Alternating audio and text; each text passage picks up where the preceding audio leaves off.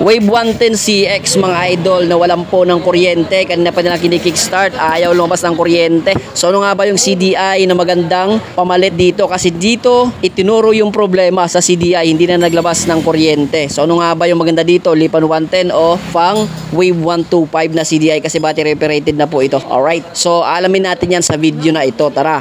Ray, patay ng lubi. Ray ko po. Alright, what's up mga katropa? Ito po ay Wave CX, Honda Wave CX 110.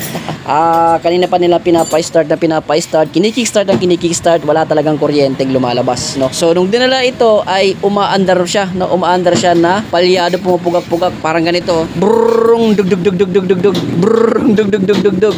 Hanggang sa pinapaandar ay hindi na po umandar, natuluyan na po hindi ito umandar. So ano nga ba yung problema nito? Matapos yung ginagawa ko ay nilapitan ko na chinek ko kung ano yung problema.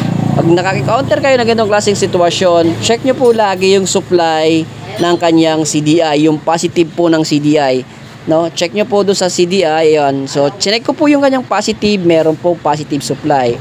After nun, check naman natin ngayon yung negative, yung kulay green. No? Kasi itong Wave CX 110 ay naka battery operated po ito, no? Ito po yung kanyang CDI, malaki. Ayan, malaki. At naka-battery operated yan, 4 wire po yung naan dyan. Okay.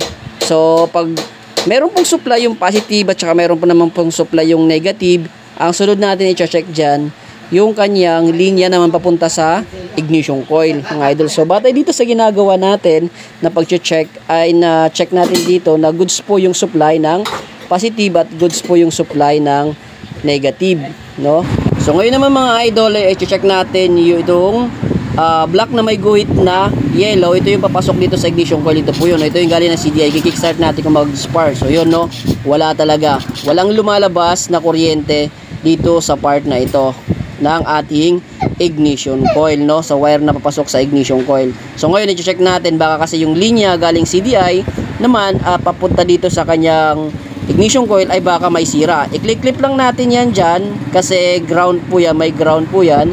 Tapos, yung isang test light natin, ilalagay naman natin sa positive. So, dito sa ating CDI, meron dito din yan ng positive. So, pag umilaw, goods. Yun. So, umilaw, so, ibig sabihin, goods po yung linya papasok dito sa ating ignition coil, no? Ay, sa ating, ignition coil, mga idol. Okay? May problema talaga yung ating CDI niya. Yung kanyang CDI na ito ay nagkaroon na talaga ng problema. Okay? So, ano nga ba yung CDI na pwedeng gamitin dito? Lipan 110 ba? 4 wire? O Wave 125 4 wire yung gagamitin? So ano yung maganda sa dalawang 4 wire na battery operated?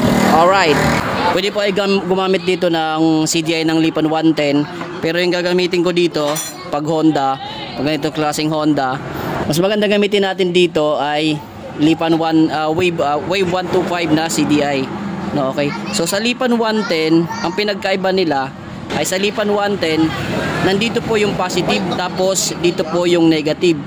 Tapos sa Wave 125 nandito naman yung positive, nandito sa kabila yung negative. So dito sa taas walang pinagkaiba, ito pa rin yung pulsar, ito pa rin yung trigger papunta doon sa ignition coil.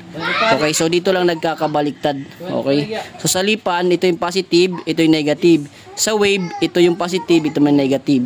Okay, so dahil Wave 125 yung gamit nating CDI, dito tayo maglalagay ng positive. Okay, so ito yung positive niya, ito natin nilalagay. Tapos yung negative sa kabilang side. Alright, so ikabit ko muna. So yung kinabit na natin, no? Try natin kung may spark.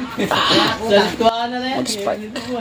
Ito yun yung galing CDI. Check natin. Baligis tanan, ne. Baligis tanan.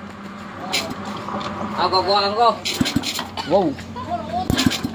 Oh, may spark na, oh. Yan na. Nakikat na. Wow. Nakpan na. Kidlat na langit. May spark na. Dito naman, dito. Sa ignition coil naman. Kidlat na langit. Malakas. Yun, oh. Ray. Patay ng lubi. Ray ko po. Pati ako nadali. So, try natin. Pangilang kidlat kanila ako na. Patay ng lubi sa maigo. Kidlat. One click! One click lang yan. Alright.